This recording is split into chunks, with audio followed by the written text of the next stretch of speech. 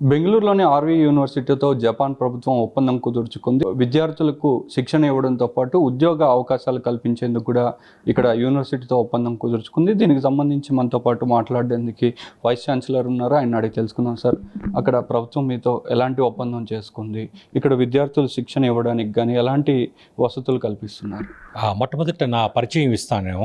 నేను 1985 batch IAS allied సర్వీసెస్లో ఉన్నాను. 24 సంవత్సరాలు గవర్నమెంట్ ఆఫ్ ఇండియాలో పనిచేసి, దాని తర్వాత ఓపీ జిందాల్ గ్లోబల్ యూనివర్సిటీలో 11 సంవత్సరాలు పనిచేసి, ఇక్కడ బెంగళూరు 2020లో as a founding vice chancellor వచ్చాను. జూలై 16th ఇబ్రాకీ పర్ఫెక్చర్ గవర్నర్తో పాటు ఒక పెద్ద ఒప్పందం అయింది. ఇబ్రాకీ పర్ఫెక్చర్ తీసుకుంటే అది టోక్యో నగర సమీపంలో ఉంది. చాలా సుందరమైన టూరిస్ట్ స్పాటు. అదే కాకుండా ప్రపంచ విఖ్యాతమైన కంపెనీలు అనగా హిటాచి ఒకటి ఉంది, క్యానన్ ఉంది, కొమాట్సు ఉంది, జపాన్ నేషనల్ స్పేస్ ఏజెన్సీ జక్సా ఉన్నది. ఇదే కాకుండా అనేక విఖ్యాతి చెందిన విశ్వవిద్యాలయాలు ఉన్నాయి, రీసెర్చ్ సెంటర్లు ఉన్నాయి.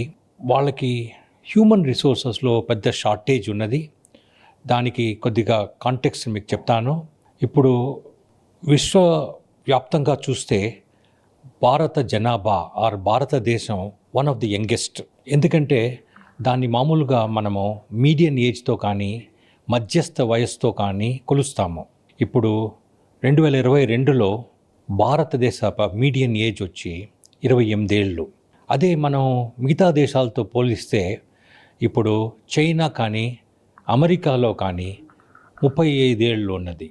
అలాగే వెస్టర్న్ యూరోప్ తీసుకుంటే 37 ఏళ్ళ మీడియన్ ఏజ్ ఉన్నది. అది కాకుండా మీరు జపాన్తో పోల్చి చూస్తే జపాన్లో 49 ఏళ్ళు మీడియన్ ఏజ్. సో వాళ్ళది ఏజింగ్ పాపులేషన్ వాళ్ళు ఎక్కువ అవుతున్నారు. వాళ్ళ ఫర్టిలిటీ రేట్ తగ్గింది, తర్వాత బర్త్ రేట్ తగ్గింది. వాళ్ళు పెద్ద హ్యూమన్ రిసోర్సెస్ షార్టేజ్ ఉన్నది. ప్రస్తుతం వాళ్ళు ఏం చేస్తున్నారంటే చైనా నుంచి కానీ, మంగోలియా నుంచి కానీ, వియత్నాం నుంచి కానీ లో లెవెల్ స్కిల్డ్ పర్సన్స్ తీసుకుంటున్నారు. ఇప్పుడు వాళ్ళు ఇండియాని పెద్ద పార్ట్నర్గా అవహాగించి మాతో ఒప్పందం చేసుకున్నారు. ఇండియాలోనే 2 యూనివర్సిటీస్ సెలెక్ట్ చేశారు. ఒకటి ఉత్తర భారతంలో ఉంది, దక్షిణ భారతంలో మమ్మల్ని సెలెక్ట్ చేసుకున్నారు. ఇప్పుడు ఈ ఒప్పందంలో ద్వారా ఏమవుతుందంటే మా స్టూడెంట్స్కి అక్కడ జపాన్లో ఇబ్రాకీ ప్రిఫెక్చర్లో ఇంటర్న్షిప్స్, ప్లేస్మెంట్స్ చేసే అవకాశం వస్తుంది. ఎలాంటి రకమైన జాబ్స్ అనేది అవైలబిలిటీ ఉంది? వాళ్ళు విద్యార్థులకు ఎలాంటి కోర్సెస్ ఇస్తున్నారు? లాంగ్వేజ్ నేర్పించడం కానీ వివిధ కోర్సులు ఎలాంటివి ఇస్తున్నారు? అట్లాగే అక్కడ ఒప్పందం అనేది ఎన్ని ఇయర్స్ పాటు ఉండే అవకాశం ఉంటుంది? మీరు చెప్పినట్టుగా కొరత ఉన్నది. వాళ్ళు లో skilled man power already China నుంచి కానీ, మంగోలియా నుంచి కానీ, వియత్నాం నుంచి కానీ సోర్స్ చేస్తున్నారు. వాళ్ళు మా యూనివర్సిటీ నుంచి high skilled man power, particularly manufacturing sector, information technology or IT sector, మిగతా సెక్టర్ నుంచి ఎక్స్పెక్ట్ చేస్తున్నారు. మేమేం చేసామంటే ఫిబ్రవరిలో జపాన్ ఫౌండేషన్తో, జపాన్ ప్రభుత్వంతో డిస్కషన్స్ చేసి ఒక లాంగ్వేజ్ సెంటర్ మా ఆర్వీ యూనివర్సిటీలో స్టార్ట్ చేశాము. ఆల్రెడీ 3 బ్యాచ్లు అవుతున్నాయి ప్రస్తుతము. చాలా పాపులరు. మా కంప్యూటర్ సైన్స్ స్టూడెంట్స్ కానీ, మిగతా స్కూల్స్ నుంచి స్టూడెంట్స్ కానీ జపనీస్ లాంగ్వేజ్ నేర్చుకుంటున్నారు. ఒక్క విద్యార్థులే కాకుండా 27 అధ్యాపకులు కూడా చాలా ఇంట్రెస్ట్ చూపించి ఈ కోర్సు నేర్చుకుంటున్నారు. ఇది క్రెడిటెడ్ కోర్సు.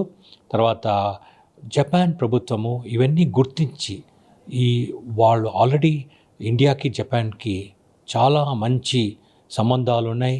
రాజకీయ వ్యవస్థలో కానీ, ఆర్థికంగా కానీ, విద్యాపరంగా కానీ, సాంస్కృతికంగా కానీ మంచి సంబంధాలు ఉన్నాయి. గవర్నర్ గారు ఏమన్నారంటే ఒకటి మా స్టూడెంట్స్ని తీసుకుని ఇంటర్న్షిప్స్ ప్లేస్మెంట్ ఇప్పిస్తామన్నారు.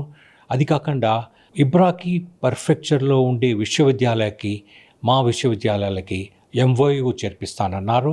ఇది మేము అనుకోవటము కొన్ని సంవత్సరాల వరకు పరిమితంగా ఉండదు. ఇది చాలా చాలా సంవత్సరాలు కంటిన్యూ అవుతుంది. ఎందుకంటే జపానీస్ పాపులేషన్ ఈజ్ గ్రేయింగ్. వాళ్ళది ఒక దేశంలో వృద్ధాప్యులు ఎక్కువ అవుతున్నారు. మన దేశము ఆన్ ది అదర్ హ్యాండ్ మనకి డెమోగ్రఫిక్ డివిడెండ్ ఉంది, మన median age 28 ఏళ్ళే.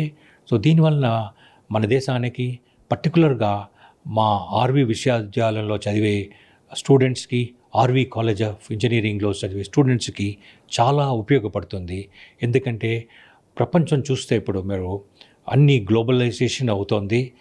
Global careers, global orientation, global curriculum, global pedagogy, తర్వాత గ్లోబల్ కొలాబరేషన్స్ ఉన్నాయి. సో ఎవరైతే ఇలాగా వాళ్ళ ఇంజనీరింగ్, ఐటీ కాకుండా లాంగ్వేజ్ స్కిల్స్ ఉన్నాయో వాళ్ళకి చాలా చాలా ఆపర్చునిటీస్ ఓపెన్ అవుతాయి. మీకు తెలుసు జపాన్ టెక్నాలజీగా ఎంత అడ్వాన్స్ అయింది. ఇప్పుడు కార్లు తీసుకోండి, హోండా కానీ, టొయోటా కానీ, టెలివిజన్ కానీ, ఇందులో సోనీ కానీ చాలా ఇలాంటి ప్రపంచవ్యాప్తమైనవన్నీ ఉన్నాయి. సో రోబోటిక్స్ అలాంటి ఫీల్డ్స్లో జపాన్ చాలా రీసెర్చ్లో చాలా ముందడుగు వేస్తోంది. జపాన్లో ఇప్పుడిప్పుడే మానవ వనరుల షార్టేజ్ పూర్తి అవ్వదు. సో వాళ్ళు హై స్కిల్డ్ మ్యాన్ పవర్ మిగతా దేశాల నుంచి ఎక్స్పెక్ట్ చేస్తారు. అలాగే భారతదేశంలో మానవ వనరులకి తక్కువ లేదు. అందుకని మన సప్లై ఉంది. సో ఈ ఒప్పందం వలన విద్యార్థులకి చాలా ఉపయోగపడుతుంది. వాళ్ళకి భారత్ అంటే చాలా అభిమానం ఉన్నది. అలాగే భారతదేశీయులకి జపాన్ అంటే చాలా అభిమానం ఉన్నది. సో ఇద్దరి ఇంట్రెస్ట్ మధ్య చాలా కాంప్లిమెంటారిటీ ఉంది. వాళ్ళకి షార్టేజ్ అయితే మనకి మ్యాన్ పవర్ సర్ప్లస్ ఉన్నది. అది మన ఇండియాలో qualified man power particularly engineering కానీ, కంప్యూటర్ సైన్స్ ఫీల్డ్లో కానీ, ఇన్ఫ్యాక్ట్ ఇంకా మిగతా రంగాల్లో కానీ ఉన్నది. సో అందుకని వాళ్ళు ఇండియాని ఐడెంటిఫై చేశారు. కెమెరా పర్సన్ సునీల్తో కలిసి ఋత్విక్, కేబిన్ ఆంధ్రజ్యోతి, బెంగళూరు నుంచి.